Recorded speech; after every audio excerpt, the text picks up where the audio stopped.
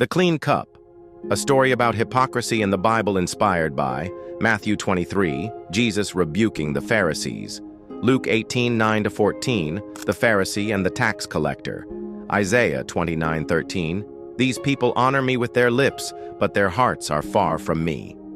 James 1:22, be doers of the word, not hearers only, deceiving yourselves. Jerusalem, 30 AD. His name was Malak, a respected teacher of the law, known for his eloquence, his long robes, and his ability to quote the Torah without error. People would stop talking when he entered the temple courtyard. Children would hush, mothers would nod respectfully. He prayed loudly. He fasted twice a week. He tithed even the spices in his kitchen. And yet he was hollow. Malak believed he was righteous, more righteous than most. He looked at tax collectors with contempt, Samaritans with disgust, and the poor as though they were being punished for their sin. One day, while walking to the temple, he passed a man kneeling in the dust.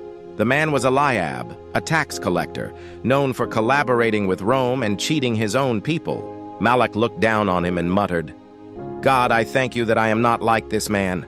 But what Malak didn't hear was Eliab's quiet cry, God, have mercy on me, a sinner. Jesus, who stood nearby teaching a group of disciples, watched both men. Later, he told the crowd, I tell you the truth. That tax collector went home justified before God, not the other. For all who exalt themselves will be humbled. The confrontation days later, Jesus entered the temple courts and began teaching. Malak listened from the edge, arms crossed, ready to find fault. But then Jesus looked directly at him and others like him and said, Woe to you, teachers of the law and Pharisees, you hypocrites! You clean the outside of the cup and dish, but inside they are full of greed and self-indulgence. Malak's face burned with shame. He clenched his fists. But Jesus didn't stop.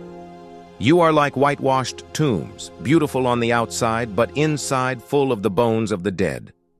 You appear righteous, but on the inside you are full of hypocrisy and wickedness.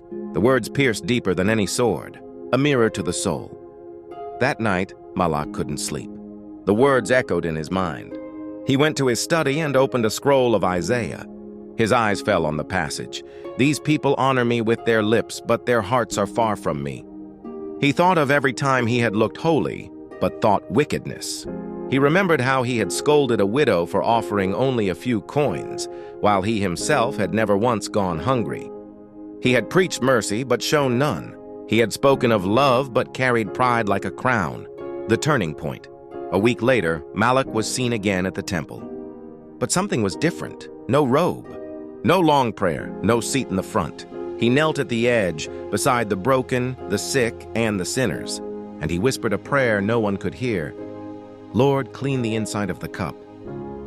The message. This story mirrors what Jesus often confronted in the New Testament. Religious hypocrisy, where outward actions appear holy, but the heart is far from God. Jesus didn't condemn people for sin as much as he did for pretending not to sin. He welcomed the humble, the broken, and the honest.